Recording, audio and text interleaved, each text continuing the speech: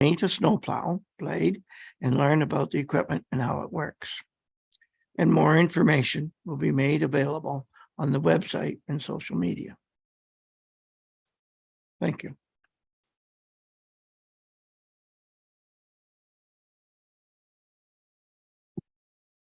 Do we have any items under public questions at this point in time? I don't believe so. Seeing none, we'll move on. Okay. Thank you.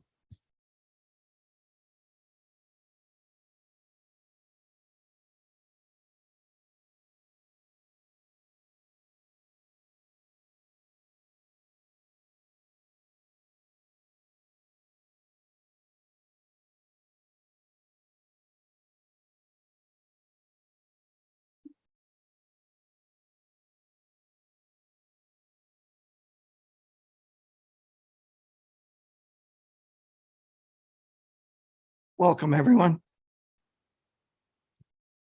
Item 9 on our agenda, climate change and health at the HKPR District Health Unit. Would you mind going back to question period in case anybody in the audience? Okay. We'll bounce back to item 8 on the agenda, which is public question period. Does anyone in the audience or online have any questions for today on the agenda items?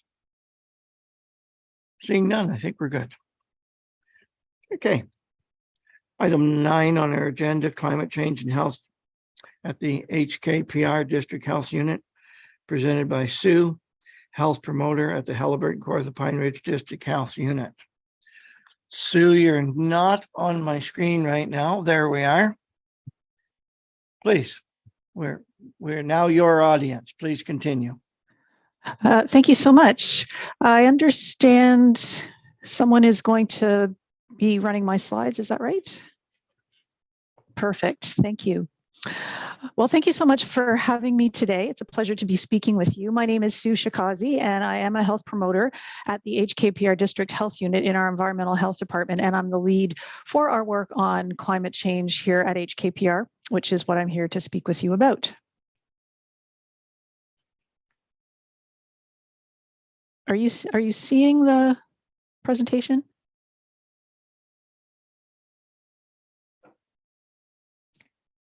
I'm not seeing it myself. A minute ago, but it's not there right now. There you go. Yep. Okay, perfect.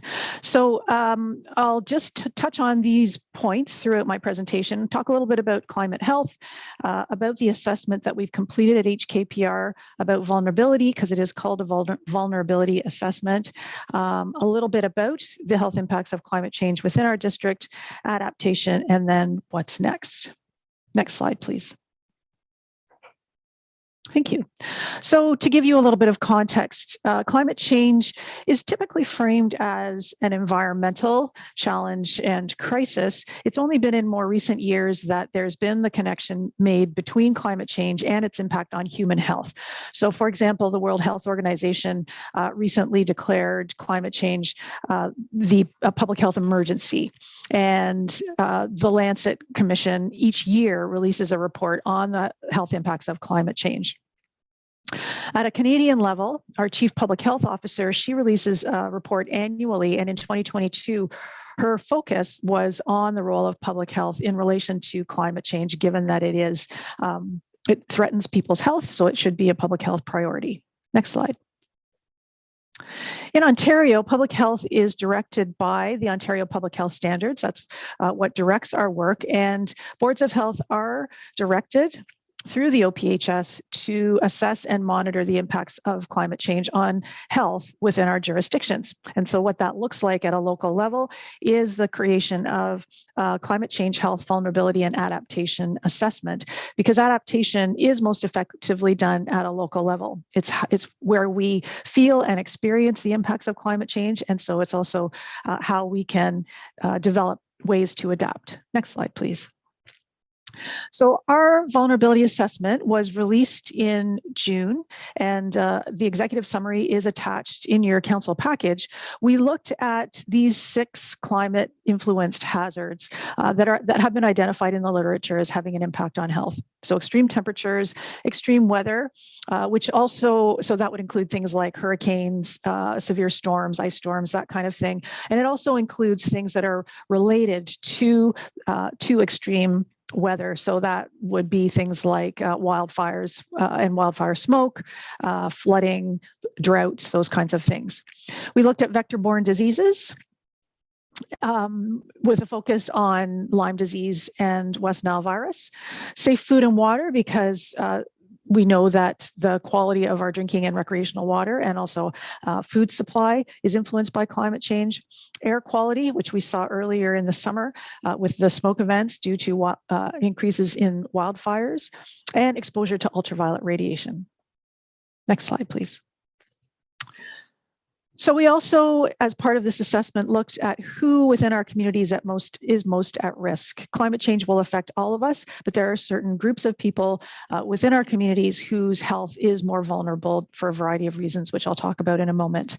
We looked at historic, current, and future the climate picture within our jurisdiction, looking at some markers like temperature, maximum daily temperature, minimum daily temperature, precipitation, those kinds of things. And then we compared that with various illnesses that are likely to be impacted by things like extreme heat. And from that, we projected future health impacts given how the climate picture is projected to change. We also looked at programs at HKPR and in the community that contribute to building adaptation within our populations. Next slide. So what contributes to vulnerability, or putting what makes certain groups of people more at risk? It's really a function of 3 things: exposure, sensitivity, and adaptive capacity. So sensitivity are individual characteristics which have been shown to be more sensitive to climate impacts. So that would include things like age. People who are older and people who are younger are more sensitive to things, for example, like extreme heat. It also includes people who have chronic health conditions, whether it be a disability or a heart or breathing illness or mental health conditions. Those are all things that can make a person more sensitive to some of those climate impacts you saw on a previous slide. Exposure can be looked at in a few different ways. One is physical exposure. So for example, people who work outside are more exposed to warm temperatures when we're under a heat alert. There's also social conditions, social determinants of health that increase somebody's potential exposure. So that includes income, education, type of employment that they have.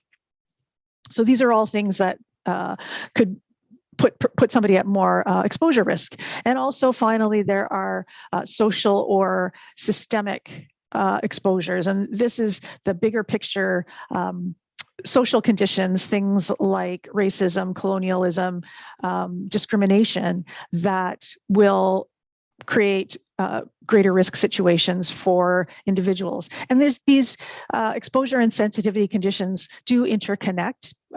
For example, if somebody, there's lots of evidence to show that people who are living on low income also their health is not as good, which makes them more sensitive, et cetera. So the third piece of the equation is adaptive capacity. And really that's what we're focused on in public health, is looking at ways that we can increase the adaptive capacity, in particular to those populations who are more at risk, to reduce their vulnerability and protect their health. So the changing climate and health impacts, what we found was, given our current trajectory with climate change locally, we can expect more emergency department visits due to things like heat-related illness, water and foodborne illnesses, increase in injuries due to things like floods and other extreme events, worsening of chronic illnesses because many chronic conditions are worsened by climate hazards, increased risk of poor birth outcomes, increased risk of Lyme and other vector-borne diseases. And we do see every year an increase in the number of cases of Lyme across our jurisdiction. Increased risk of worsening conditions like breathing and respiratory illness, increased incidence of skin cancer, and also increased impacts to mental health. And there is a growing body of literature that shows that climate change does impact mental health in many ways. Next slide, please. The good news is that HKPR already does work to build adaptive capacity and contribute to adaptation. And I think about the work that we do in two different ways. Some of the work that we do addresses the more immediate climate hazards, and some is more looking at addressing the root causes, or some of those more social and system determinants of health. So, for example, we do every year monitoring and surveillance of ticks and mosquitoes to track the range of those insects in areas that are more likely to be where they're more likely to be found. We do water testing of recreational beach water, and we do regular public education and outreach to help ensure that people are aware of, for example, how to protect their health during a heat wave. We also have an emergency management coordinator who does emergency planning in partnership with our municipalities to ensure preparedness and preparedness plans are in place. And a lot of our work also is dealing with some of the more root causes. So that's advocating for healthy policies and healthy planning policies to create healthy communities, for example, and also on advocating related to poverty reduction. Next slide, please. We also know that climate health adaptation requires collaboration. Public health can't do it alone. That means that there needs to be awareness of the links between climate change and health. And also, it's an opportunity for public health to bring a variety of partners together to collaborate in order to address the adaptive capacity of our communities. And that's a big part of the work that I'm doing currently. Next slide, please. So some examples of collaborative climate health action that we have with municipalities, for example, is providing input on local climate change plans, providing review and comments of land use and community design policies to facilitate things like active transportation, green space, tree cover, that kind of thing. We also contribute to transportation planning with many municipalities around making transportation healthy and accessible for things like active transportation. I mentioned emergency planning and preparedness, and we also partner on initiatives that are working towards poverty reduction, agriculture, and general education and awareness raising. So these are all opportunities and current work that we have related to collaboration in the community. So the next steps are to share the information from our assessment, as I'm doing with you right now, continue to build and strengthen community partnerships, and working on the next phase of the project, which is building on the assessment and creating an adaptation action plan, which will identify the kinds of things that we at the health unit need to look at in terms of adjusting our programs to build adaptive capacity, and also how else we can work in the community with partners to ensure community-wide adaptation. Next slide. And this is just a very rough timeline, aiming for completion of a draft report later this year or early next year. Next slide. And what can you do? I do encourage you to share the executive summary and findings with your colleagues and constituents. There is also in your council package a briefing note that speaks in more detail to how some of the work of the municipality contributes to building climate health adaptation. There are lots of co-benefits to health co-benefits to a lot of the work that municipalities already undertake. Help build awareness of the links between climate change, health, and municipal priorities. And I would also ask if it would be possible to identify a liaison for me to connect with in future related to the work that we're doing on climate change and health. It's nice to have a direct contact with a municipality in order to facilitate the communication. So that would be a request. And next slide. That's it. There's some contact information there, and I'm happy to take any questions. Thank you, Sue. We'll turn to our council members now. Any questions for Sue? Bruce, Larry, you're none. Okay, thank you, Larry. Bruce, questions?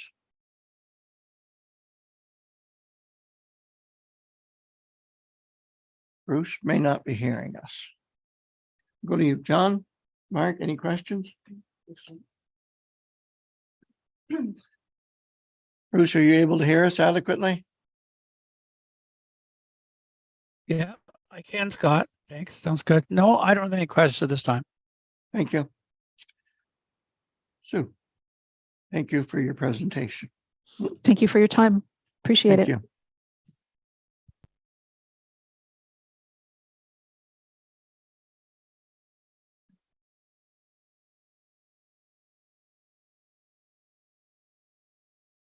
We do have a prepared motion. It is recommended the council, the Corporation Township of Hamilton enacts as follows. The presentation on climate change and health by the Halliburton Kawartha Pine Ridge District Health Unit be received for information. Can I have a mover and a seconder, please? Moved by Larry, seconded by Mark. All those in favor? Yes, please, go ahead.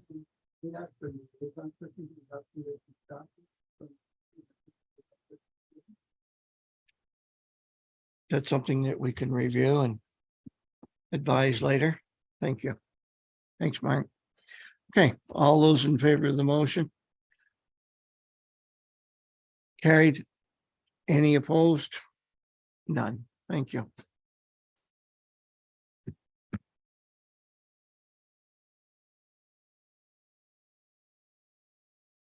Okay, 9.2 on our agenda, proposed Rogers Communication Tower. Presented by Chris and Sasha. I may not be saying those names right. My apologies. I'll turn this over to yourselves. Please continue. Good afternoon, Mayor Jib, councilors and staff. My name is Chris Leggett, and thank you very much for the opportunity to attend as a delegation on behalf of Rogers and the Eorn Group to give a presentation regarding the proposed deployment of a communications cellular tower in the township. I can see that the slideshow is up, so thank you for that. If I may see slide 2, please. So as I mentioned, this project is a partnership between the Eastern Ontario Region Network and Rogers Communications. I would assume that many council members and staff are aware of the Eorn program, but this is a partnership which I'll describe in a moment. But this particular tower is not just a Rogers site, it's an Eorn project. And it's proposed to be deployed in the Gore's Landing area on property just south of the marina. May I please see the next slide? So Eorn is a nonprofit organization dedicated to improving rural connectivity, supporting economic development, enhancing quality of life. It was created by the Eastern Ontario Wardens Caucus, and is designed essentially to close the cell gap in parts of rural Eastern Ontario where coverage and access to the network is poor. Eorn has many partners: the federal government, the province, the Wardens Caucus, the Ontario Mayor's Caucus, First Nations, and private sector partners such as Rogers. May I please see the next slide? So wireless networks are a series of antenna access points, cell towers that provide coverage to a cell area, which is the coverage area. And these sites work in conjunction with each other to provide seamless handoff for people trying to access communications networks wirely. And, the size of the coverage area depends on generally the population density of the area and the topography. So rural areas have much larger cells or coverage areas that each tower is designed to cover. Higher density areas in urban areas would have much smaller cells. In order to cover a large area, you need to get the radios and antennas pretty high in the air. The larger the cell, generally speaking, the higher in the air the equipment has to go. And this particular site is obviously in a fairly rural area, and the coverage area is fairly large, and therefore the size of the tower needs to be at the height that we have proposed. If I may see the next slide, please.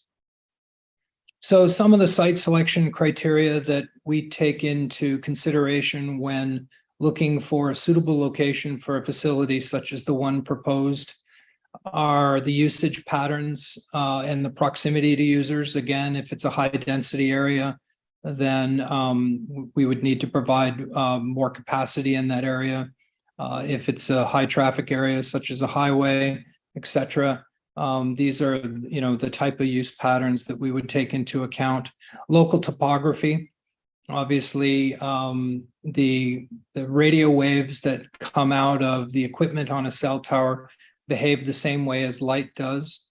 And so if there are rolling hills or large buildings and so on that may obstruct the movement of those radio signals, they would cause shadowing, and that would inform the design of the particular site in terms of, the height above the ground the equipment might need to be deployed, etc. We also have to take into consideration line of sight requirements. Each one of these cellular towers needs to be connected back to the core of the network, either through fiber optic or through microwave connections to areas where there is fiber optic facilities available. Many sites are located in areas where there isn't fiber, and so that line of sight requirement allows the particular site to connect to the core of the network. And so when we choose a spot to deploy it, it has to have clear line of sight to a donor location to provide the interconnectivity and backhaul piece for the performance of the facility. And of course, the availability of a willing host. We obviously look at our search area and research it, eliminate areas that might be unsuitable due to various reasons, like if there's environmentally sensitive features in the area and so on, we would eliminate those areas. We're typically left with a series of properties in the search area that we might think would be suitable.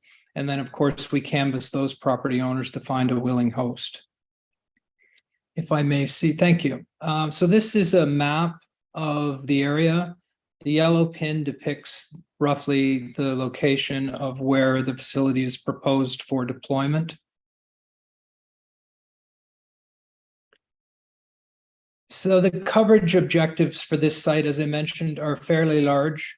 The radius would be approximately 8 kilometers, depending on which direction you're kind of looking at from where the tower is proposed to be located. In order to cover an area this large, we do need a larger tower so that we can get that radio equipment high enough in the air to properly cover the entire cell. This site will provide both the 4th generation or 4G technology as well as 5G technology to the cell area. So the most up-to-date technology will be deployed here by Rogers. A structure of this size is designed to accommodate additional carriers to co-locate on the site. There is one existing tower in the area, in fairly close proximity to our proposed location. Unfortunately, this tower is unsuitable for this particular project because it's essentially too short. There is existing equipment on the tower at the top of it, and the available height below that existing equipment would not meet Rogers' coverage requirements for the site. Also, this particular structure would not meet EORN's criteria because, as I mentioned, this is a joint venture. This particular site is not just a Rogers installation, it's an EORN site, and EORN's coverage areas are not necessarily lined up exactly with what Rogers' needs are specifically, because these structures are designed to be multi-use facilities so that all wireless communications operators in the area have an opportunity to provide service. And so unfortunately, this existing structure is too small and unsuitable, which is why we require deployment of this new tower. We also canvassed many property owners in the area. And as it turns out, this particular property owner was the only willing landlord. And we did search a very large area to find a suitable location. So may I see the next slide, please? So this is a first in a series of photo simulations that we prepared. This simulation was created by a photograph being taken, and then a depiction of the structure type itself being superimposed into the photo to scale. And so this is a very accurate representation of what the tower facility would look like from this particular location, which is obviously at the Boatworks property. This is another photo simulation that was prepared, a view from Lander Road, looking northeast at the site, approximately 1 kilometer away. And this particular photo simulation view from Lou Harris Road, looking west at the subject site, an approximate distance of 1.4 kilometers. So in conclusion, I would just say that the proposed installation is well located. It certainly meets Rogers' coverage requirements and all of the criteria for EORN for this particular coverage area. And Rogers and EORN, look forward to working with Township Council and staff to improve the quality of wireless service in the community. And so that concludes our presentation, and certainly available for any questions that council or the mayor would have for us.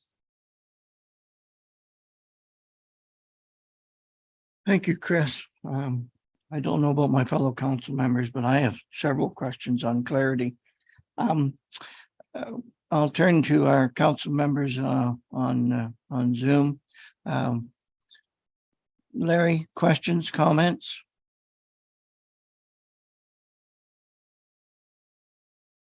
Yes, Chris, through you, Mr. Mayor. So you've had a public meeting on this site? Yes, Councillor. And what was the general acceptance there? We held the public meeting at a community hall in relatively close proximity to the facility. And I believe we had 3 residents attend. 2 of the residents came together, and there was a 3rd gentleman that also attended. Additionally, we had 1 council member attend. So it was not as well attended as we anticipated, because there were over 100 property owners notified about the meeting. We were over 100 property owners sent information packages.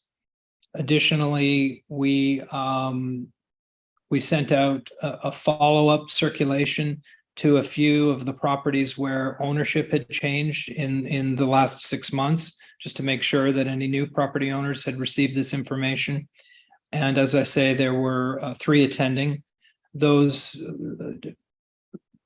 There were basically 2 out of the 3 people that spoke, and they both opposed it on the grounds of health and safety, and property value and a disruption to their view. And so we recorded those conversations as well as any other interaction that we'd received, questions, emails, phone calls, and so on during the public consultation period. And I believe Saja prepared a public consultation summary with that information, which I believe it would be part of the staff report. Okay, thank you. You're welcome. Anything further, Larry? Bruce, you're on screen too. Any questions or comments? Yeah, I guess just a question. I'm not sure who it's to, but I assume that the other tower that you mentioned is the one that's over on Lou Harris Road. It's pretty new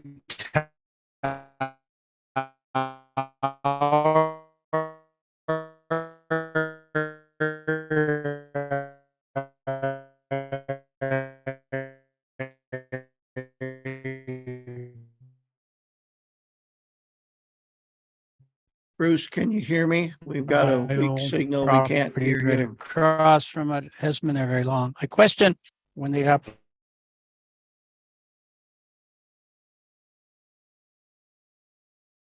Certainly, we're experiencing one of the disadvantages of a hybrid meeting right now. Bruce, I'm going to go to others. I don't know whether you can hear me. We're going to go to others and come back to you. Things might change. Cloud might move or something. I don't know. John, can I come to you in the interim and ask for your questions and comments, please? Yes, through you, Mayor Jib. Is this tower driven on by complaints that people have poor reception in the area? It is partially driven by complaints. It's partially driven by data that would have been collected by the EORN group and data collected by Rogers specifically. So, the EORN group had identified large areas of the province that had substandard wireless service. And so I would say that that primarily informed the criteria for the need for the site and the size of the cell coverage area. And EORN had put out an RFP to various members of the telecommunications community to submit proposals to participate and invest in the program. And Rogers was selected in that process. So overlaid on top of EORN's coverage requirements for the particular site would be Rogers requirements as well. But this site is designed to accommodate multiple carriers to cover the cell coverage area that is primarily established by EORN. Thank you. Mark, if we could turn to you. Yeah, but a couple of questions, if I might. Is this cell or email or internet or both? Well, it would be both. People would be able to access the network wirelessly with any type of wireless device. So that would include someone, outside, going for a walk, someone in a car driving through the cell, someone in a home. And so, for instance, Rogers provides various types of service packages that can utilize the wireless access network. And that would include a home and internet service where you could sign up and receive a modem that could be put in your home. And that modem would allow various devices in the home, such as computers, tablets, and phones, to access the internet as well. So it's not just for cellular mobile traffic. It also would provide internet access through the various services that Rogers can provide. And of course, the tower is a mounting structure. So any wireless operator could come along and use this mounting structure to provide service to the area. And so that would include other internet providers, let's say, such as ExploreNet. It would include other cellular carriers such as Freedom Mobile, let's say, because I believe Bell is on the existing shorter tower in relative close proximity to us. Okay, thank you. And my follow-up question would be, lights on the tower, is there a need for lights on that because of the height of the tower or not, or? Well, the need for lighting is determined by NAV Canada and Transport Canada. Typically, there is an application process that takes a few months, and that application process is done internally at Rogers. Typically, it's not done until we receive an endorsement for the facility, just to make sure that what we're applying for is accurate, that we haven't agreed to move the tower a few meters or anything like that. So generally, these types of applications are not submitted until we receive an endorsement from council. But it's not up to Rogers or Eorn whether or not it's lit. The information will come back from NAV Canada and Transport Canada. And if lighting is required, Rogers certainly would be willing to install some shielding equipment below the lights, which would reduce the scatter of that light to the immediate area on the ground so that it doesn't impact people in close proximity to the facility. Okay, thank you very much. You're welcome. Bruce, coming back to you, you had a question and unfortunately, I don't think we heard any of it. Hey, can you hear me now any better? Yes, please continue. My question was, I assumed that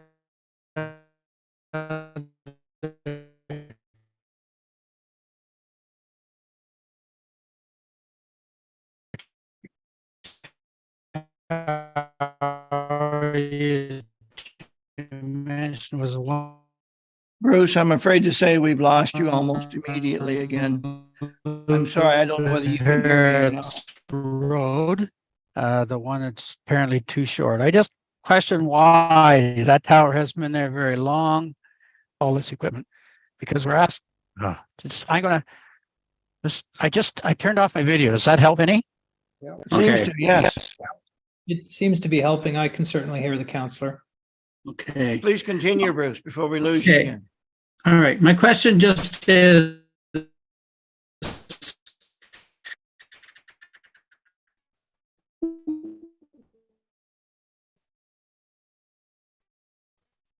I understand there's need for towers, but when there's already one there in the near proximity, I question why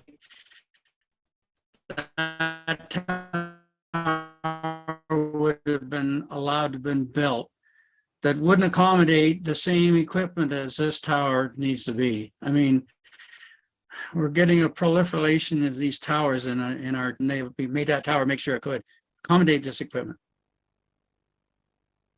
Through you, Mr. Thanks, Bruce. We didn't get all of that, but I think we got enough of the intent. Chris, I'll turn to you.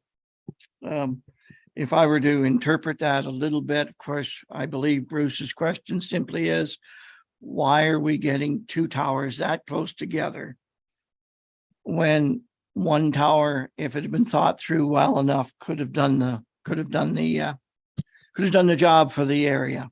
I think is really what Bruce is asking. Chris, I'm getting a nod. I don't know whether you're seeing that. I'm getting a nod from Bruce, so we'll go with that. All right. Thank you, Mayor Jib. Well, so that tower, when it was deployed, was designed and engineered to accommodate the requirements of a single carrier. It was simply designed to accommodate the requirements of Bell. It wasn't designed to accommodate requirements of their competitors. They built it the particular height that they thought they could get approved and that they thought would adequately meet their engineering needs. And so, had that tower been deployed with the thought of co-location in mind, and had it been built taller, it may have been suitable for other carriers. But if you look at that tower, I believe it's, forgive me if I'm wrong, I believe it's 50 meters. It might only be 40 meters.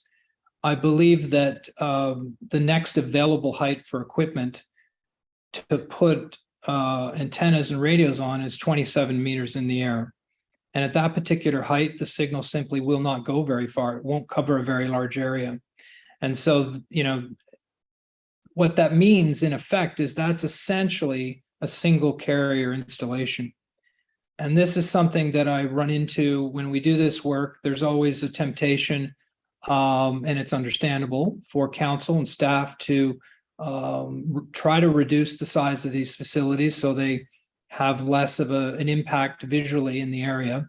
The problem with that is you end up with proliferation because you end up with a facility that's only suitable for that particular applicant. So we would agree with you that it would have been better if the facility was taller. I can tell you that this particular site, as originally designed by Eorn and Rogers, was for an 80-meter facility. We canvassed many properties around the area and were unable to find a willing landlord. This particular piece of land is a relative high point in the area, and that allowed a compromise to be made to shorten it as short as we could, while still maintaining the requirements of Eorn, which is to provide multiple levels on the tower itself that are useful.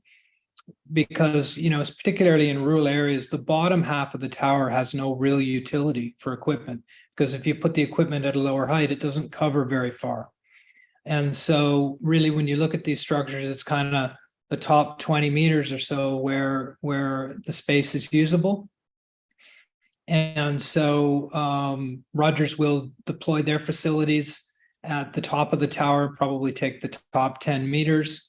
And then the areas below that will still be high enough in the air to be viable for a co-locator to come along and utilize this structure. So this particular structure will be suitable for others.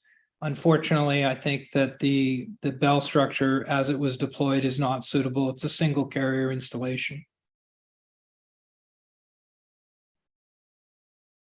Thank you, Chris. Okay, thanks. I get it.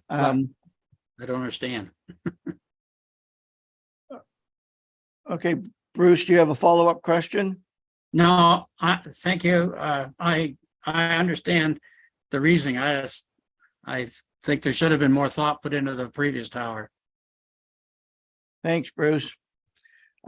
Chris, I have a couple of questions and comments.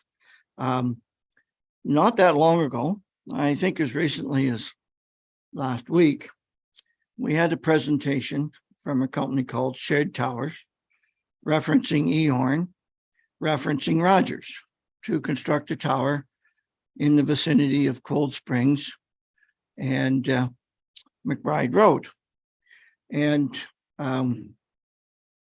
I need clarity. I need clarity as to why we need so many towers.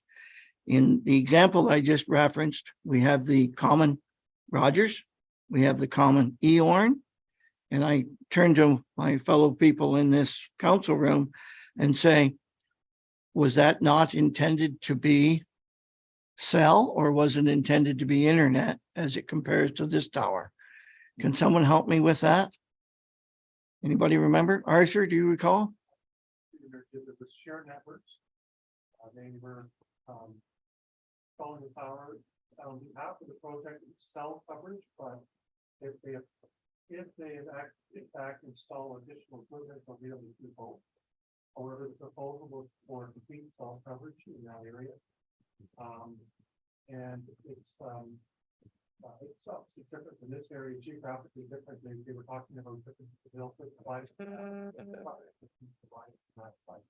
Oh, perhaps, Chris, through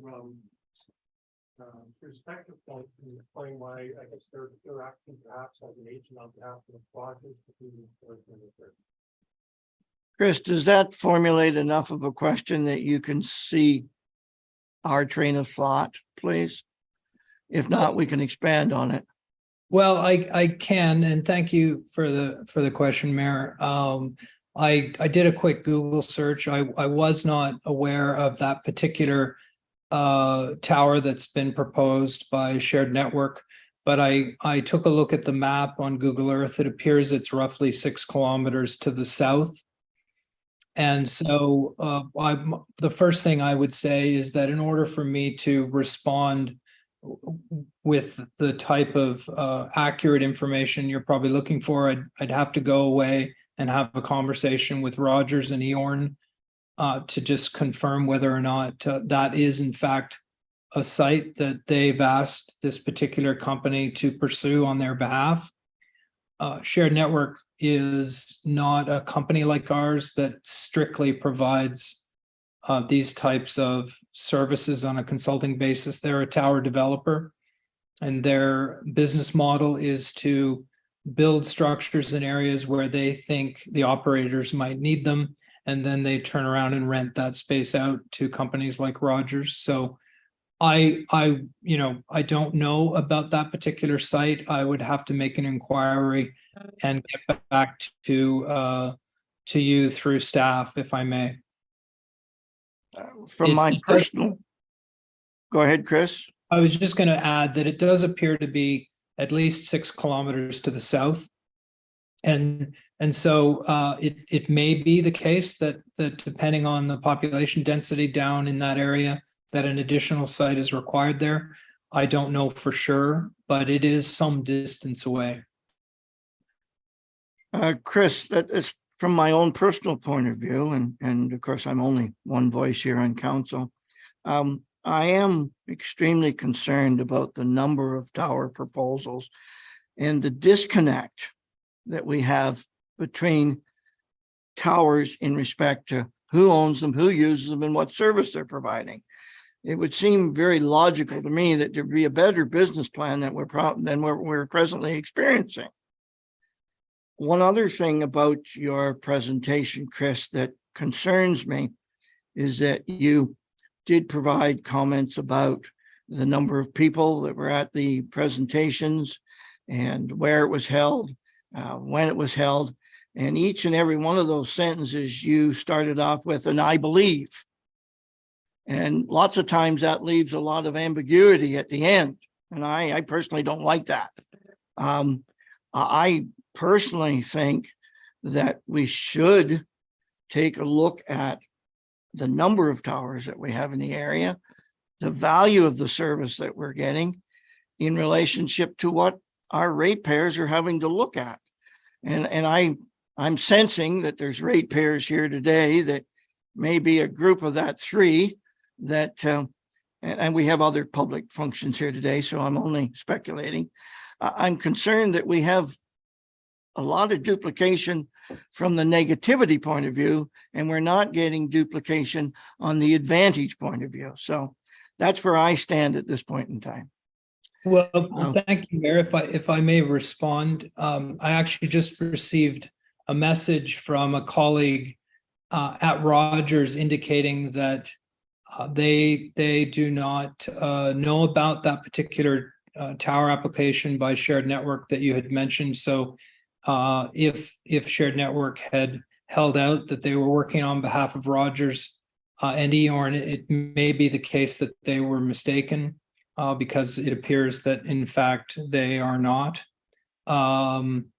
And if I may, in response to your question regarding some more specificity about public consultation, I apologize for being vague. I can tell you that public consultation began on April the 6th of this year when an ad was placed in the Northumberland News. Information packages were mailed to all property owners within 152.5 meters of the tower base. A sign was placed on the property. And an information public session was held at the Harwood Memorial Park Hall on April the 27th in the evening. There were 3 members of the public who attended, and I believe Councillor Davison also attended. And so I hope that more specific information is adequate. Chris, could I take you back to your comment about the shared towers? Did you say that in my interpretation that shared towers may have misrepresented things to us? Is that what I heard you say? Well, I can't speak on behalf of them, but Rogers is telling me that they are not deploying a site as part of the Eorn program in that area that you specified. So it is possible that they did that, but I have no. Well, but to be honest with you, it's very clear in my memory, subject to error, that Eorn and Rogers were both used in the presentation that we had as recently as last week, I think it was. And I'm seeing a lot of my fellow council members say, yes, they're remembering that as well. Chris, I don't like where we're sitting right now. Anyway,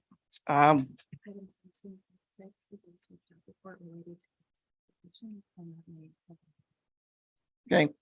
Our clerk has advised me that a component on our agenda later on under 17.6 may add some clarity to this component.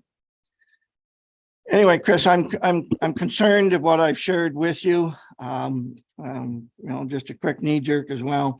There is a hall in Gore's Landing that's much closer than Harwood, and probably an opportunity to have our ratepayers attend in numbers rather than the limited few that you had. I don't know about your other components. I certainly accept you at your word about the packages that were circulated, and I appreciate that you've done that. Do we have any further questions from our council members? Okay, we do.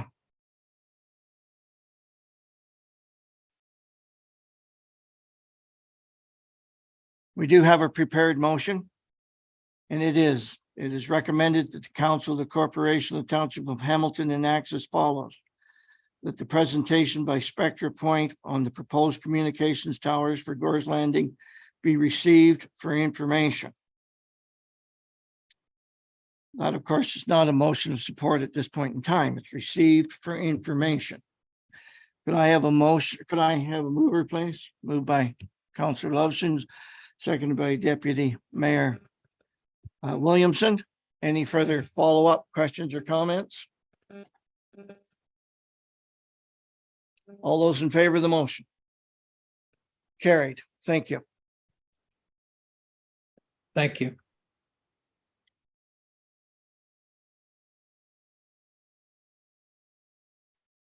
Item 10 on our agenda, motion to go into public meeting. It is recommended the council of the corporation of township of Hamilton enacts as follows: that council go into public meeting under section 34 of the Planning Act at 1:52 p.m. on September 19th, 2023. Could I have a mover and a seconder, please? Moved by John, seconded by Bruce. All those in favor? Carried. Thank you.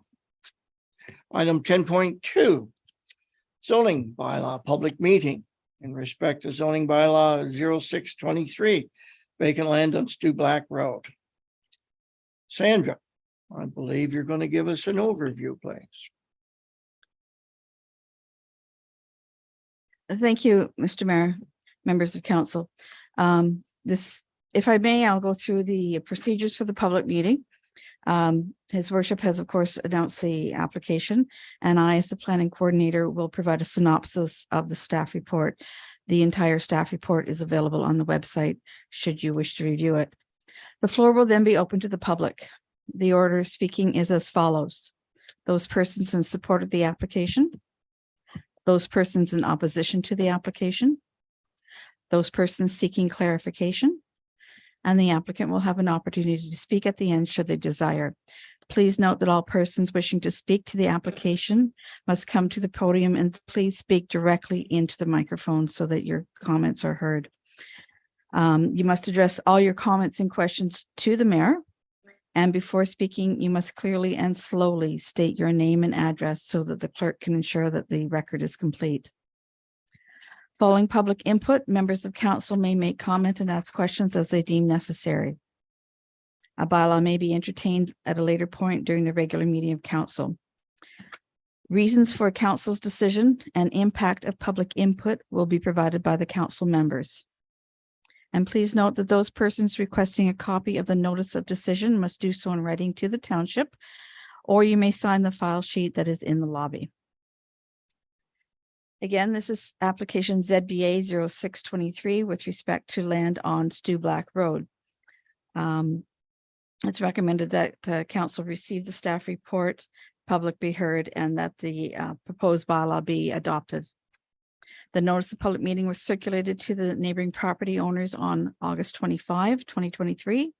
And the signs were posted on the property on August 24, 2023, in accordance with the Planning Act. In fulfillment of condition of provisional consent for lot addition under application B 722, this zoning application is seeking to rezone the lot addition lands and the benefiting lands to special rural residential 46 to 1, have the lot addition lands in the same zone as the benefiting lands, and 2, recognize the location of a detached accessory building on the resultant parcel. The proposal was thoroughly reviewed by the Committee of Adjustment and found to be in keeping with provincial policy statement and the official plan for the township. With respect to the zoning bylaw, the parent lands, being the Milsom lands, are zoned marginal agricultural. The benefiting lands, being the Schmidt-Clayton lands, are zoned rural residential. Both properties have an environmentally sensitive area overlay. The rural residential zone requires 1 acre of land and 150 feet of road frontage, and the Schmidt-Clayton property, the benefiting property, enjoys an existing non-complying status with respect to the lot area of 0.84 acres.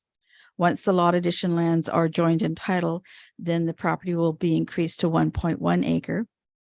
And the lot addition lands will need to be rezoned from marginal ag to rural residential to be in keeping with the benefiting lands. In addition, there are various buildings on the benefiting lands, including a trailer that does not comply with the required 3 meter or 9.8 foot setback from the rear lot line. It does appear to enjoy 7.44 feet of a setback instead of the 9.8. The proposed amendment to special rural residential 46 recognizes this location. It is noted that the trailer identified by the applicant is actually a sea container, and a building permit is required from the building department. It's the opinion of this department to propose zoning amendment to recognize the location of the buildings and bring the 2 properties into 1 zone is in keeping with the intent of the township zoning bylaw.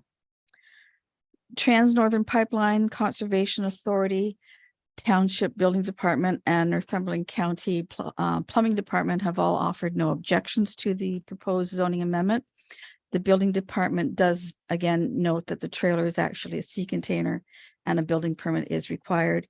Once zoning is in place, then the building permit process can proceed.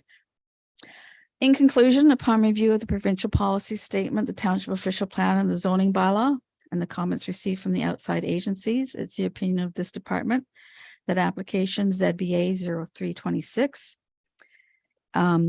to fulfill conditions of provisional consent generally meets the intent of the planning documents, and a bylaw has been prepared for council's consideration. Thank you, Mr. Mayor. Thank you, Sandra.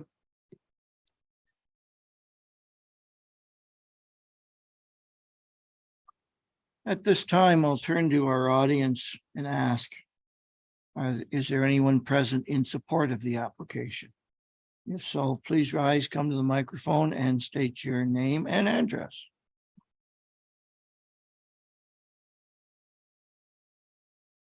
Seeing none, is there anyone present that's opposed to the application? Seeing none, is there anyone here seeking clarification on the application?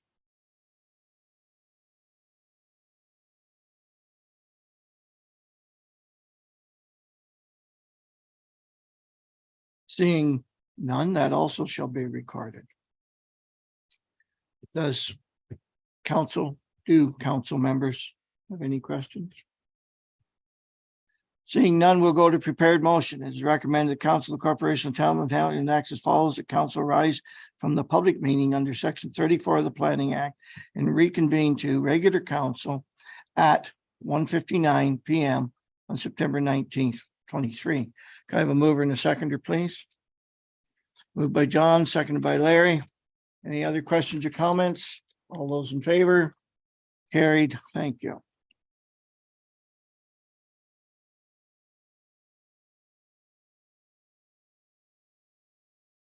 Okay, under 11.1, we have a zoning bylaw amendment. Bylaw number 2023-52. It is recommended that the council of the corporation of the township of Hamilton acts as follows.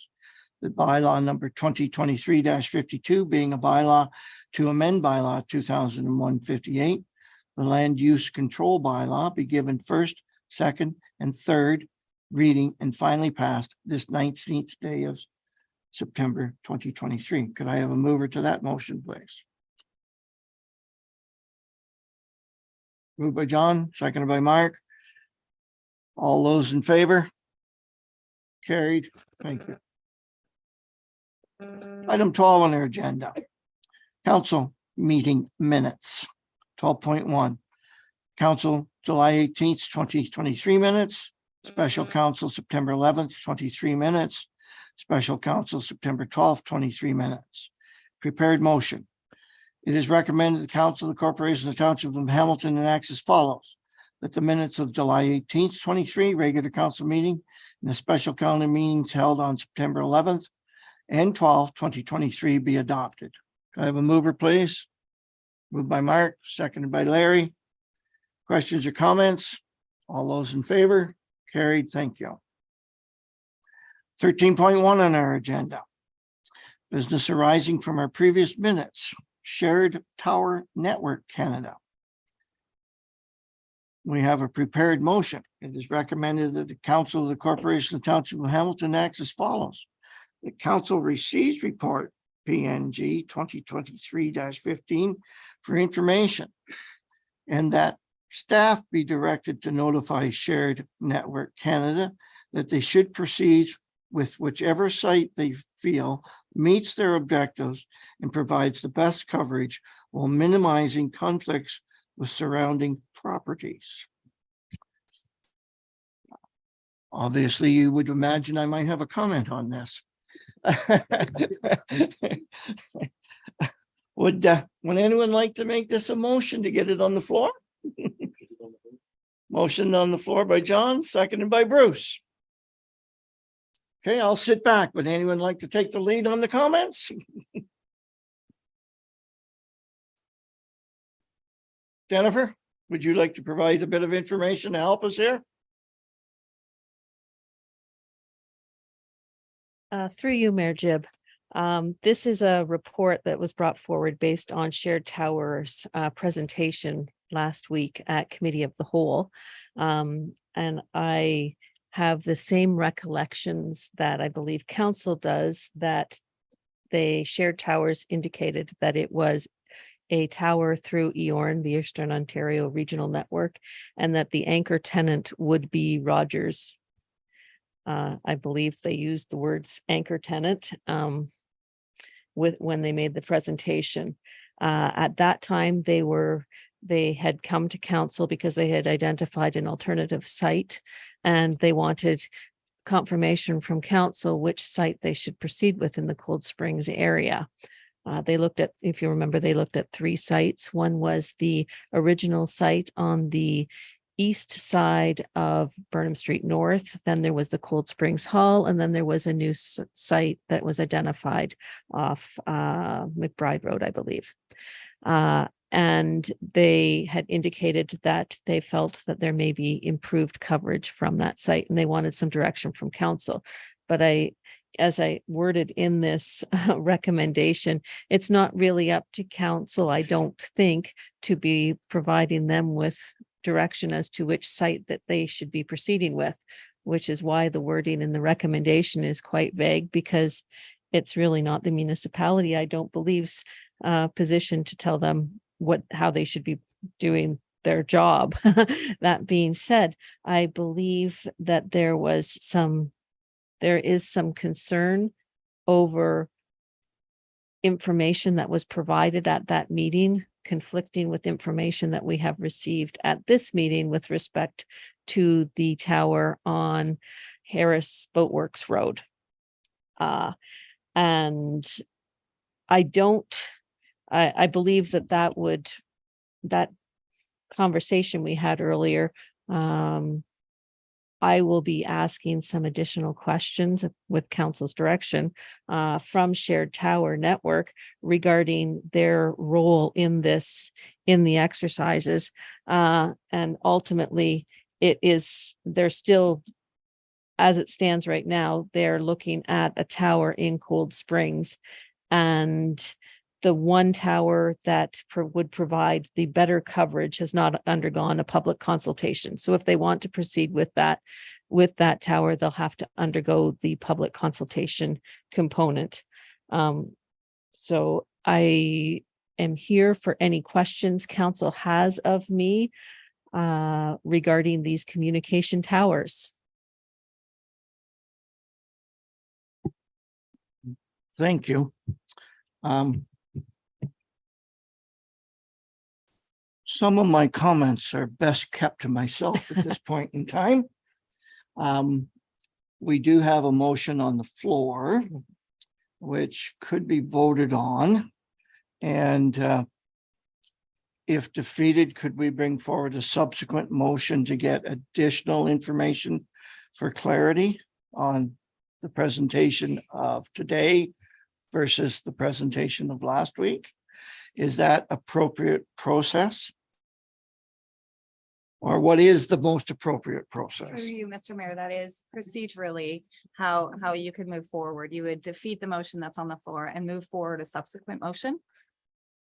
The intent would be that it cannot negate the motion that's on the floor. So we'll have to navigate that. So if you're simply seeking clarity and you'd report back, then that would be fine as well.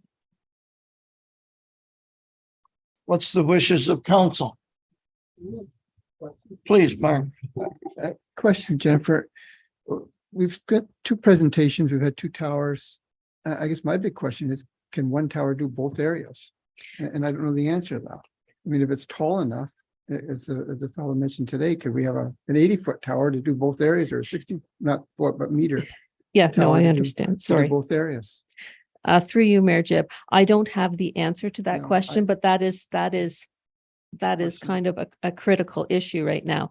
If they proceeded with a tower in either Cold Springs or on Harris Boatworks Road, would that tower, either one of them, negate the requirement for the other? And that's why I believe we need some further information. When I originally received both presentations, it was my understanding through the EORN project, Eastern Ontario Regional Network, and addressing deficiencies within that network. So I have a greater question now, because I thought that when they were going through that process, that they had the endorsement of the Eastern Ontario Regional Network. Now I have some question as to whether that is actually the case. So I think we need or the municipality, it would be beneficial to get some information from EORN regarding these towers and the partnerships that have come forward. So moving forward with a subsequent communication tower, it may not be sufficient for them to tell us that they're part of the EORN project. Maybe we should be requesting from them a letter of endorsement that they are indeed part of that project, so that we know that it is fulfilling part of that mandate. Or can we contact EORN itself? Or Exactly. I'm not sure who's looking after it anymore, but yeah, that would be wonderful. Okay, thank you. Any other questions of Jennifer? I'm going to turn this over to our clerk to give us a bit of direction on what our action and process might be. Please, Deb. Thank you, Mr. Mayor. I understand based on conversation that it would be prudent for you to seek withdrawal from Councillors Butter and Councillors Davison, and then we will move forward. Thank you, which would negate the motion that's on the floor without a vote. John, I'll turn to you. I believe you made that motion. Would you be interested in doing that? Yes, I'll withdraw that motion. And Bruce, I'll turn to you under the information I hope you've got through our communications here. Would you be willing to withdraw your seconding of that motion? Yes, definitely I will. Thank you. So that motion no longer exists. So it would be appropriate to have a follow-up motion that may have the content of getting additional information from both presenters, this week's and last, and getting clarification on the facts for us to move forward and make a decision. Arthur, our CIO, please. Well, if I can offer what the facts may be, I think you were, from what I've heard, you're looking to see if there's a technical solution to having one tower that might achieve the goals of two or more proposed towers in the future. So it would be the technical solution, but also be the endorsement or ensuring that there's either direction or agreement from EORN that they're in fact either acting on behalf as their agent or completing a plan that's been outlined by EORN. So we either receive it as letter of endorsement or we approach EORN directly as staff. And I think those are the two issues. There is a gap. We can see that I was checking as well from cell tower networks.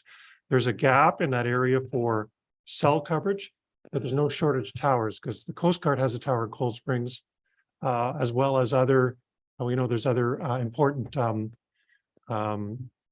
public safety communications towers in our township. So I understand what council is looking at. Is there a way of consolidating and making sure that if a new tower is located, it doesn't interfere with the existing network that's in place? Thank you for the summary, and I believe it does reflect on council members' thoughts. An actual motion. Yeah. So two separate motions. Through you, Mr. Mayor, a motion to receive report PNG 2023-15 for information, and then further direct staff to proceed with the information that the RCAO had indicated. One motion. Yeah. It's been read. Don't need to repeat that. Could I have a mover, please? Moved by John, seconded by Bruce. Any questions? If they are, we're turning them over to Daphne. All those in favor of the motion? Carried. Thank you.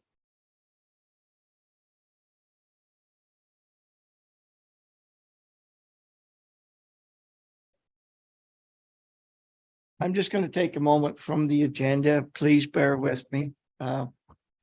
This would be Sandra Starthart's last presentation that she's made before council. After having done that and many committee of adjustment meetings over the last 15 plus years, I think it should be noted that we still have a lot of questions, even after all of the training sessions and lessons that staff have given us. We still seem to go through a process where we have a lot of questions and a lot of debates. And Sandra, you fielded a lot of those questions over the years, and we certainly thank you for that. And in addition, we certainly wish you well in your retirement. I'm going to turn to Larry. Larry had his hand up here a minute ago. Bruce is clapping if you don't have a screen. That's his way of saying thank you in an area that doesn't have great communications right now. Larry, did you want to say something, or are you okay? Just going back to the shared service, the shared tower, PNG 2023-15. Just the confusion I have over the roads. Everybody talks about McBride, but it's, Bowman Road. Is that one and the same? Bowman Road is a little short dead end road that migrates north off of McBride. Yes. Okay. That farm property really fronts on both of those roads. All right. Thank you. That's great. Thank you. That clarifies it for me. Again, thank you, Sandra, for those years. Back to the agenda, and where are we? Item 14 on our committee reports. Motion to receive committee minutes is recommended that the Council of the Corporation of Township of Hamilton acts as follows. That agenda items 14.2 to 14.6 on the September 19th, 2023 regular council meeting agenda be received for information. Moved by Mark, seconded by Bruce. Any questions or comments? Seeing none, all those in favor of the motion? Carried. Thank you.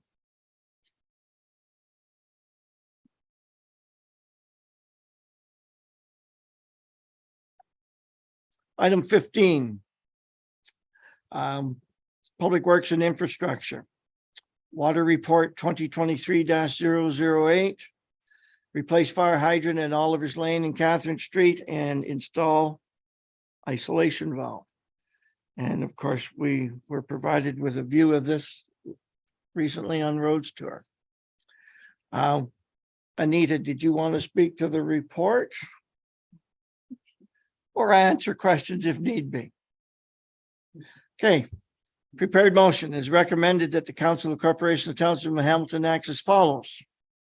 The council receives report WTR 2023-008, replace fire hydrant at Oliver's Lane and Catherine Street and install isolation valve.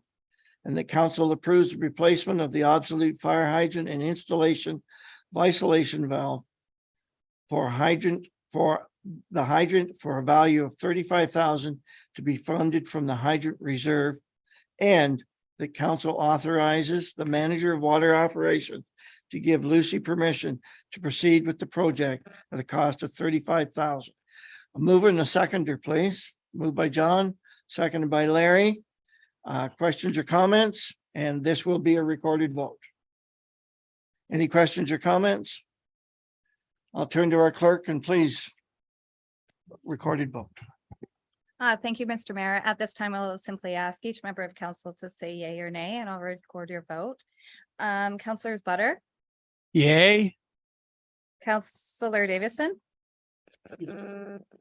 Councilor Levshin, Deputy Mayor Williamson, Yay. and Mayor Jip. Yeah. Thank you. Carried unanimously.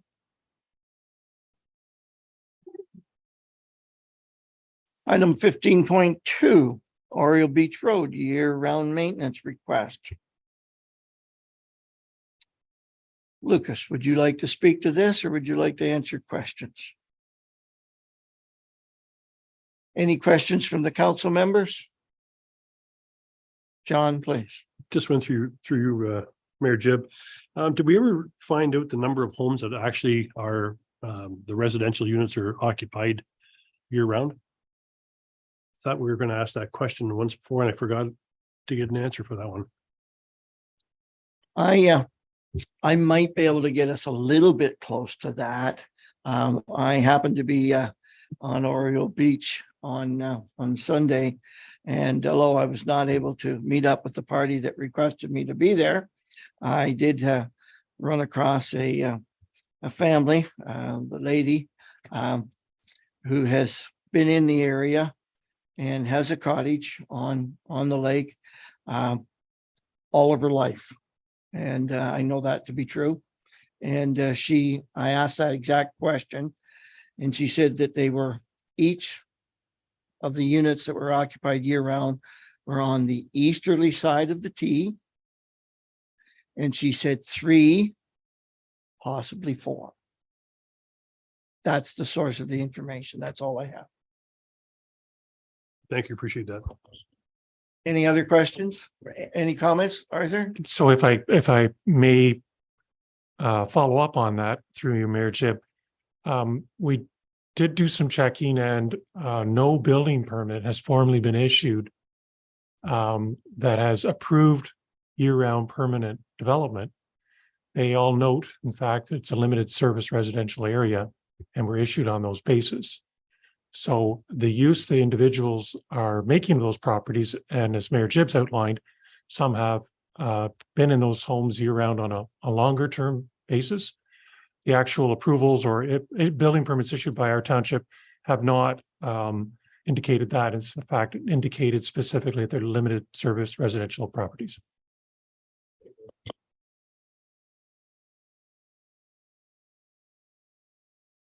And that has been the case for many years. Prepared motion. It's recommended that the council of the Corporation Township of Hamilton acts as follows. The council receives report CD 2023-15, Oriole Beach Road Winter Maintenance Request for information. And that Oriole Beach Road remain a summer maintained road consistent with the Public Works policy and procedural manual and the limited service residential land use designation of the properties the road supports. Could I have a motion, please? Moved by John, seconded by Larry. Any questions or comments? All those in favor? Carried. Thank you. Item 16, no reports for recreation and facilities. Item 17, corporate services. 17.1. Report PNG 10-2023, expense agreement, zoning bylaw amendment application.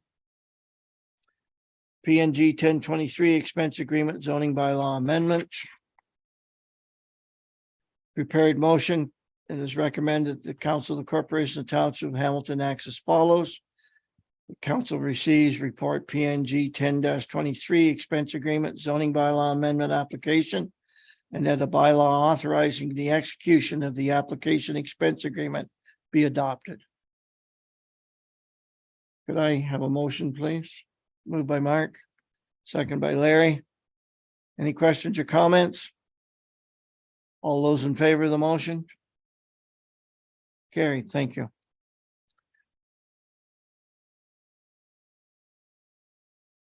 (17.2) deeming bylaw. PNG 1123 deeming bylaw request D0123.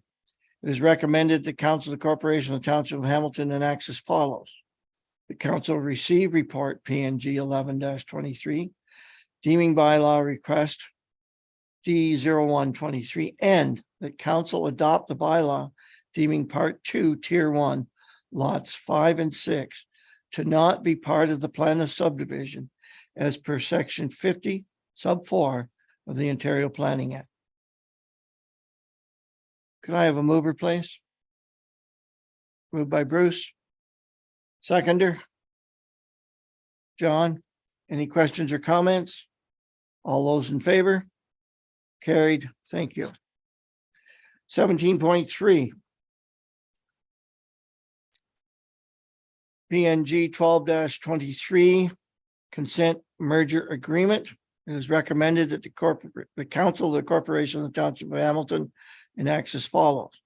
The council receives report PNG 12-23 consent merger agreement, severance agreement for information, and that the mayor and clerk be directed to sign the consent merger agreement and return to the applicant Burrison Webb for registration on title in fulfillment of a condition of consent.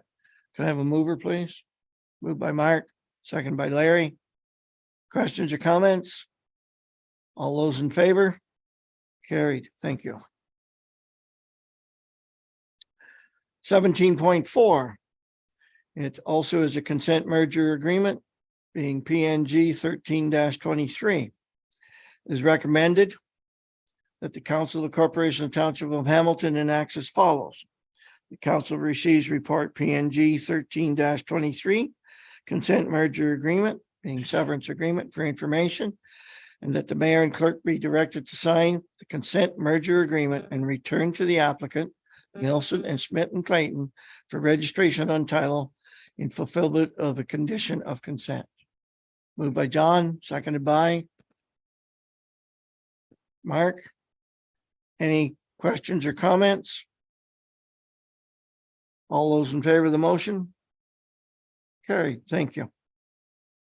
17.5. PNG 2023-14 changes to the Ontario planning legislation. It is recommended the council of the Corporation Township of Hamilton enacts as follows. The council receives report PNG 2023-14 changes to the Ontario planning legislation and the staff continue to monitor the status of bills 2397 and 109, legislative changes, and provide periodic reports back to council. And that staff will continue to monitor and review further changes to the provincial land use planning framework, including changes to the provincial policy statement and the growth plan for the Greater Golden Horseshoe. Can I have a mover, please? Larry, seconded John. Any questions or comments? Seeing none, all those in favor of the motion? Carried, thank you. 17.6, Rogers Communication Tower.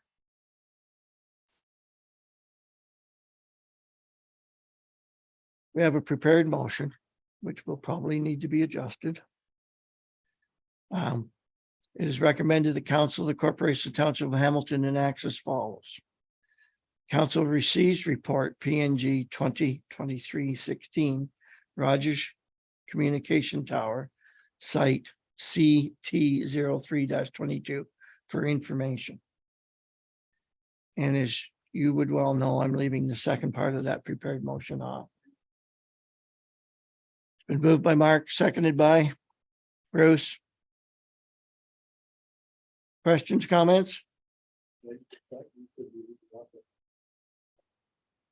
I will read that just for clarity. The part that's not included in the motion now is the part that states that the proponent be advised they must submit an application for site plan approval and that a site plan agreement must be registered on title before council will provide a letter of municipal concurrence. And I think we need the other motion for the clarity before we get to this section that was originally proposed. So it's not part of the present motion on the floor. Am I okay? I turn to our clerk's department. Am I okay? That's my understanding. Thank you, Mr. Mayor. Okay, so I'll just read it again. The council receives report PNG 2023-16, Rogers Communication Tower, site CT 0322 for information. Okay, it's been moved, it's been seconded. Any follow-up questions? All those in favor of the motion? Carried, thank you.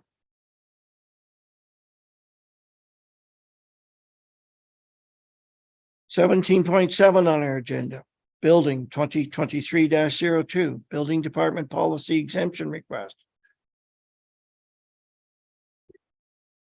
We have a prepared motion. It is recommended the Council of the Corporation of Township of Hamilton enacts as follows. The council receives report Building 2023-02, Building Department Policy Exemption Request for information, and that council approves the request from Lou, probably say the name wrong, Fertino, for the exemption of the township policy for 7 Archibald Court with respect to plumbing permits for non-residential accessory building limited to 1 toilet and 1 sink. I have a mover and a seconder, please. Moved by John, seconded by Larry.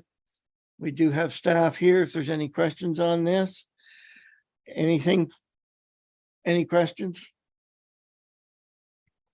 I simply have one and something that we maybe need to look back at. I thought we delegated this responsibility to staff rather than having to have it come back to council. If I'm wrong, then please correct me. Or do we need to move to that in the future? Through Mayor Jib, that is something that we're working on, an adjustment to the policy so that it would be a staff approval moving forward. Okay, I must have been, I thought we had that done, but maybe not. Thank you. It's been moved, been seconded. Any questions or comments? All those in favor of the motion? Carried, thank you. 17.8, our second quarter financial report. Prepared motion is recommended the council. Corporation of Township of Hamilton acts as follows. The council receives report 2023-20, being the 2023 second quarter financial report for the period ending June 30th, 23 for information. Can I have a mover, please? Moved by Mark, seconded by Bruce. Any questions or comments? All those in favor of the motion? Carried, thank you.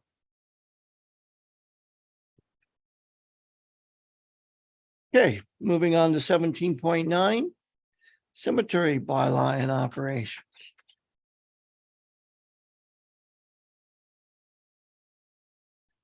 There are a series of items here with recommendation that need separate motions. Recommendation number 1. It is recommended that the council of the Corporation of Council of the Corporation of the Township of Hamilton enacts as follows. Council receives report CD 2023-11, cemetery bylaw and operations for information, and that the bylaw to govern the maintenance and operation of cemeteries under the care and control of the township be presented for consideration, and that the council approve bylaw be forwarded to the Bereavement Authority of Ontario for the required final approval to come into force in effect. Can I have a motion, please? Moved by John, seconded by Larry. Any questions or comments? All those in favor of the motion? Carried, thank you. Recommendation number 2. It is recommended the Council of Corporation Township of Hamilton acts as follows. The township fees and charges bylaw be amended to include cemetery fees and charges, and that the treasurer be directed to establish the necessary accounts as required by the Funeral, Burial, and Cremation Services Act 2002, and that a dedicated cemetery reserve be established by the treasurer with 60% of the funds received from Bethel Grove United Church Cemetery transferred to this reserve, and the remaining 40% be transferred to a perpetual care and maintenance trust fund established by the treasurer, and that any fees associated with completing the ownership transfer of the Bethel Grove Church Cemetery to the township and any cemetery operating expenses or revenues be paid from or transferred to the cemetery reserve until further notice. Can I have a mover, please? Moved by Mark, seconded by? Was that you, Larry? Thank you. Any questions or comments? All those in favor? Carried. Thank you. Recommendation number 3.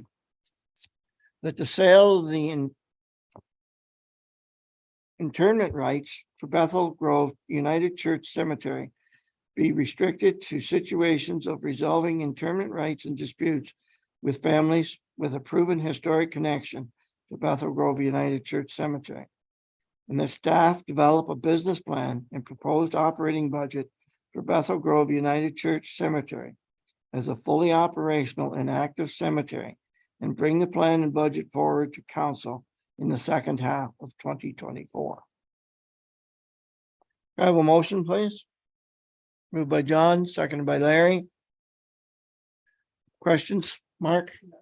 I'm not understanding the first paragraph of this motion. Can someone kind of elaborate what that means? There's some fingers going here that's ending up with Emily, please.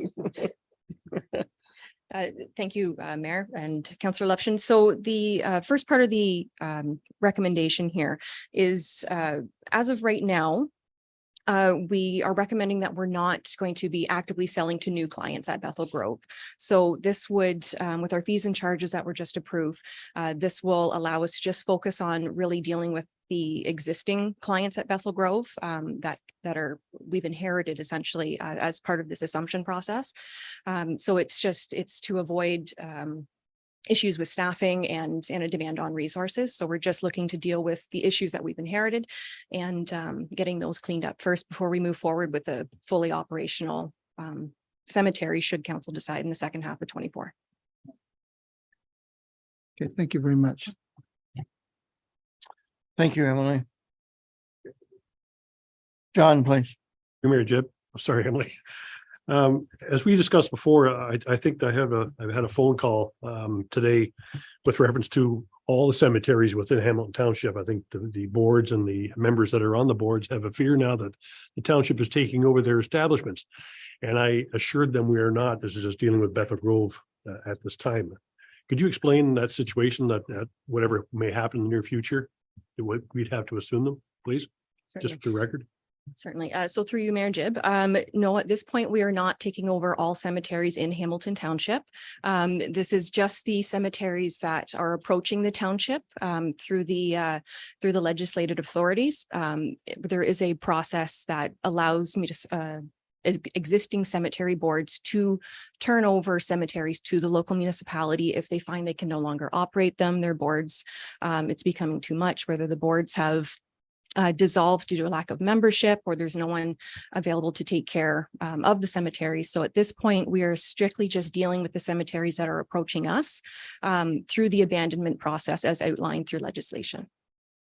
And through you, Mr. Mayor, if I could also add something, that this is a proactive approach that the Township of Hamilton is really taking. It's to avoid the Superior Court order related to having an abandoned cemetery. So we're working with those cemetery boards that are dwindling. We've actually been a licensed operator for Bethel Grove for some time. We just have not been physically operating. So this is clarifying the legal process, and we hope to act proactively in the future. Good. Thank you very much for that clarity. Thanks, Emily. Any follow-up questions anywhere? Okay, motions on the floor. All those in favor? Carried, thank you.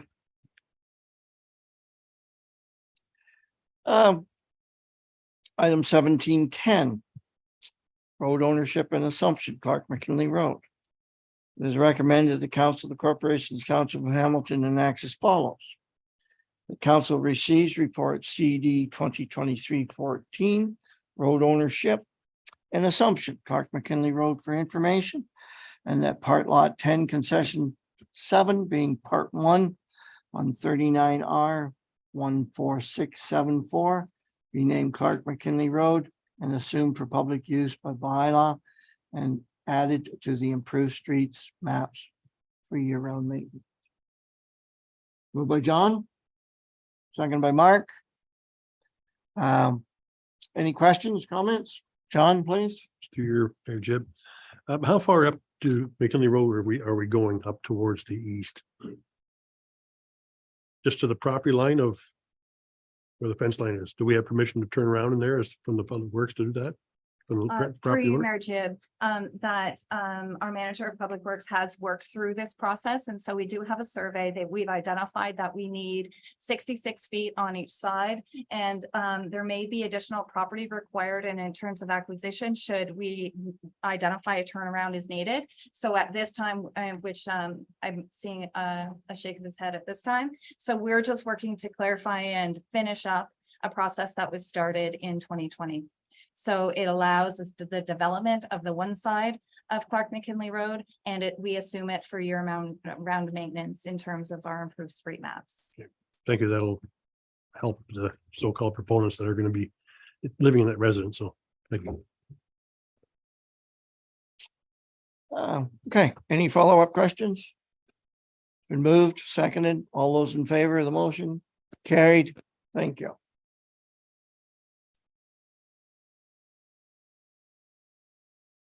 Item 18.1, emergency services.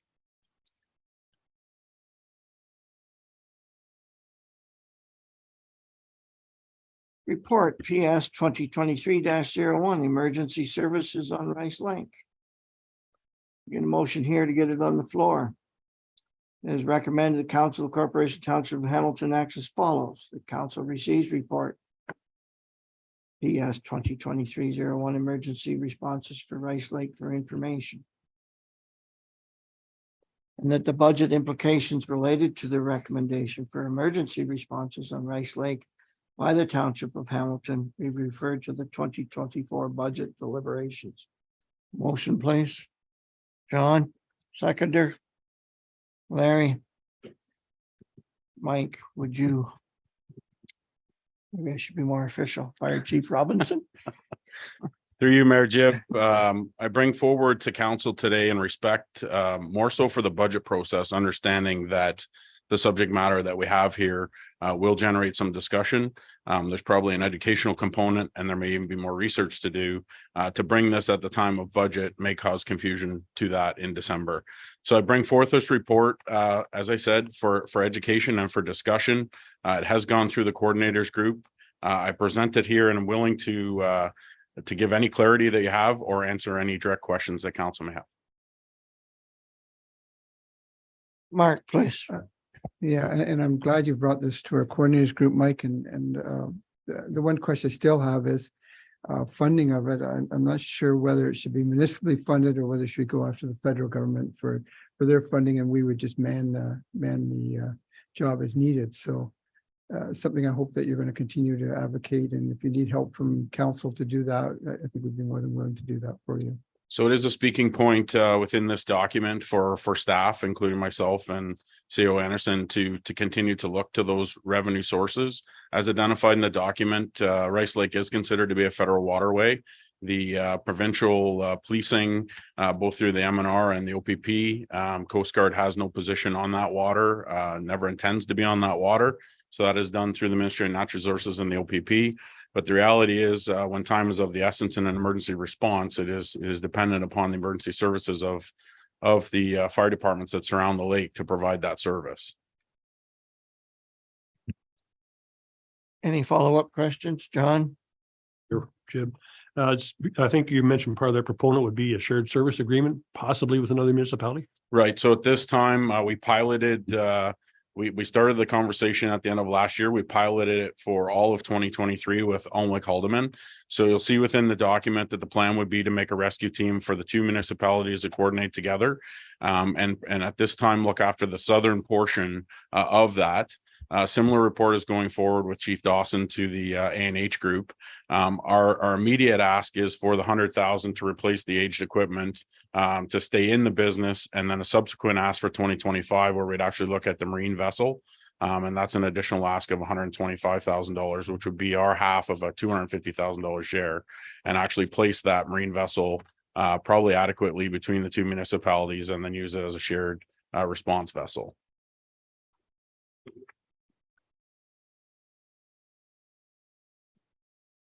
Follow up, Mark? Mike, what's our intentions if Alnwick Haldeman decide not to do this? So obviously then we have to come back to the drawing board and look at what piece of that we can continue to do. And then I would be looking for further direction, obviously with full financial impact to council and to what the wish is. I think, you know, the other bigger piece of this that's the underlying that I didn't elaborate a whole lot on, with our mandate of essentially doing our response through our volunteers and our part-time firefighters. Recruitment and retention is already, you know, a struggle that we have. Add to that the certification, but this is not without going back to the floor and having discussion with the firefighters. And some of me standing here today is from the support of your men and women that serve this township and their ask for us to stay in the business. So I believe I have that commitment through our rank and file for 15 or 20 members of our 60 to participate in this, and knowing that there's additional training and additional requirements to do that. And at this time have the same conceptual idea with Chief Dawson from ANH, with the hopes that we can do that. CEO Anderson did ask me at the time of this report, did we look at this inclusively, you know, for the whole lake?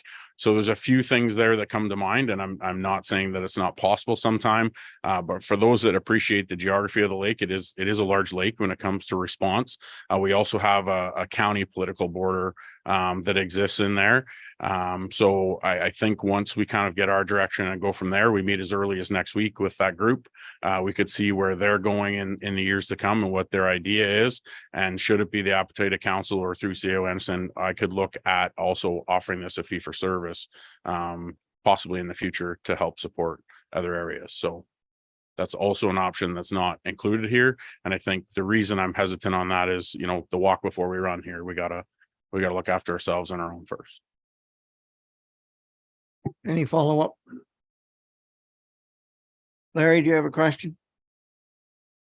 Yes, thank you, Mr. Mayor. Mike, I can't tell you how important this is to have rescue on the water. This summer, although it was pretty quiet, the access to Rice Lake is becoming more and more congested with not just boating, but these jet skis. And the speed at which they travel and the number that they travel is getting pretty dangerous sometimes. And I think we haven't had any issues, I don't believe, this year. But it's better to be prepared in case of something happening. And it's not just Rice Lake, going up the autonomy from the Rice Lake, there's a tremendous amount of these jet skis or boats.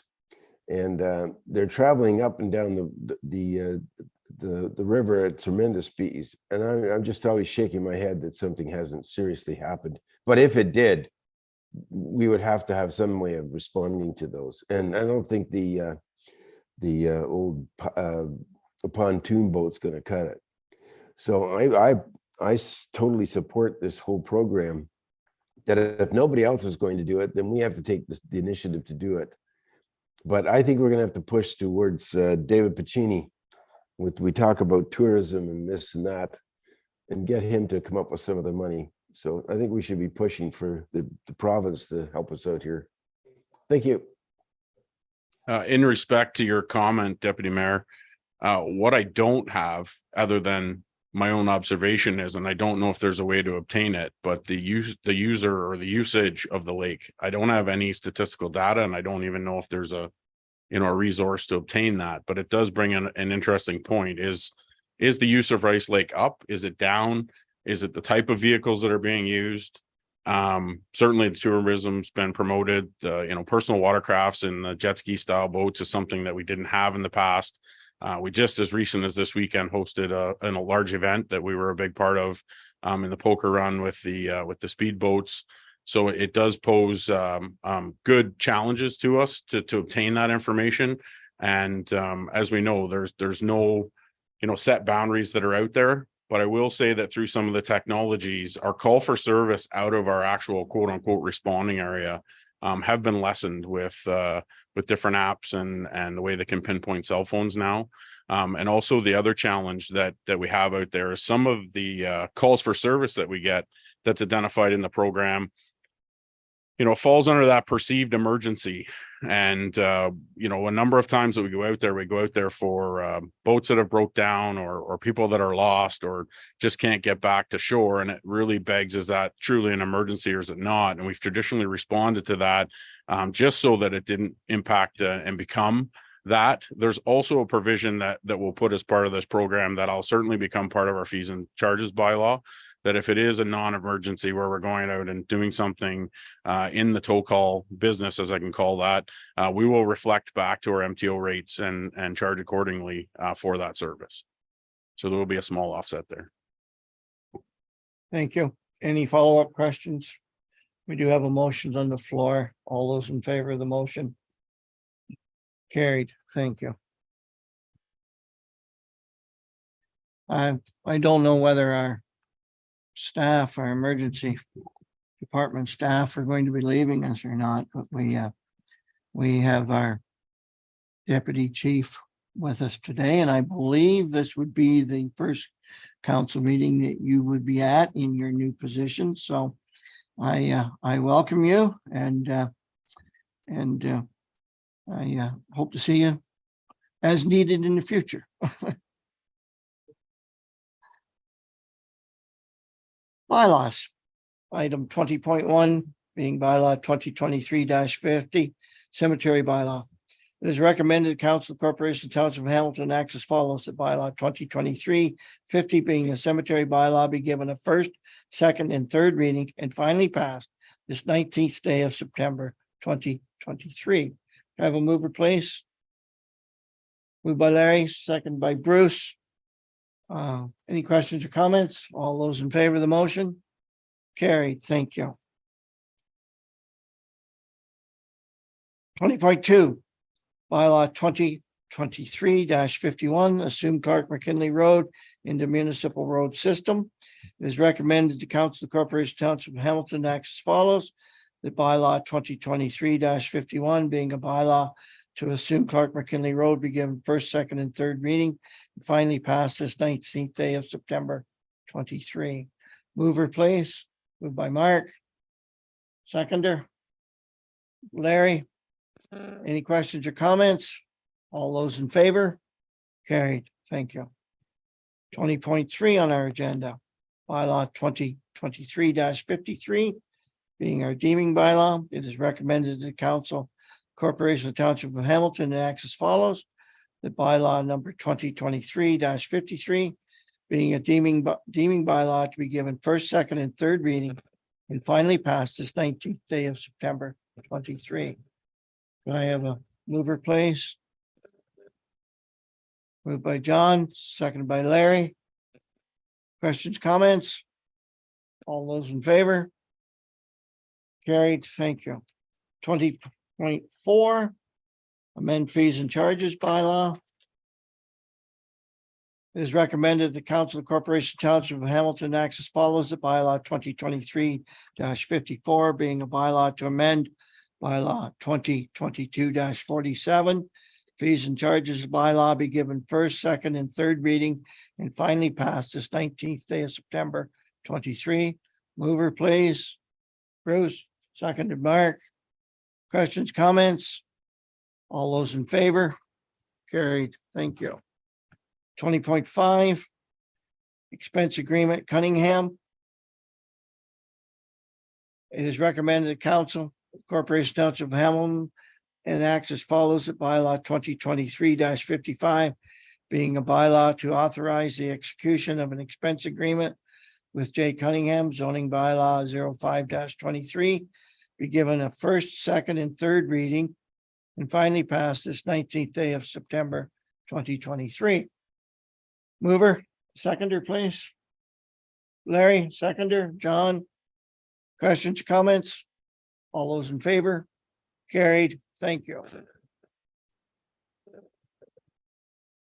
20.6, bylaw 2023-57, consent agreement, Burris and Webb. It's recommended that the Council of the Corporation of Township of Hamilton and acts as follows. That bylaw 2023-57 being a bylaw to execute a consent development agreement with D. Burris and Webb and R. Webb B0522 and B0622 be given a first, second, and third reading and finally passed this 19th day of September 23. Mover, please. John, seconder, Larry. Question or comments? All those in favor? Carried. Thank you. 20.7 on our agenda. Bylaw 2023-58 consent agreement, Milson, Clayton, Schmidt. It is recommended the Council Corporation Township of Hamilton and acts as follows. The bylaw 2023-58 being a bylaw to execute a consent development agreement with Milson, Clayton, and Schmidt being B07-22 be given first, second, and third reading and finally passed this 19th day of September 2023. Mover, please. Moved by Mark. Second by John. Questions or comments? All those in favor? Carried. Thank you. No notice of motions. I don't believe we have anyone from the media with us. Confirmatory bylaw 24.1. Bylaw 2023-59 confirmatory bylaw. It's recommended the Council of Corporation and Township of Hamilton acts as follows. The bylaw 2023-59 being a bylaw to adapt the proceedings of council meeting held on September 19th, 23, and to authorize its execution be given first, second, and third reading and finally passed this 19th day of September 23. Motion, mover, please. Bruce, seconder, John. Questions, comments? All those in favor? Carried. Thank you. Item 25. Motion to adjourn is recommended that the Council of the Township of Hamilton and enacts as follows. That the regular council meeting held on September 19th, 2023 be adjourned at 2:54 PM. Moved by Mark, seconded by. It's good of you both. All those in favor? Carried. Thank you, gentlemen, that's on Zoom. Larry, I hope you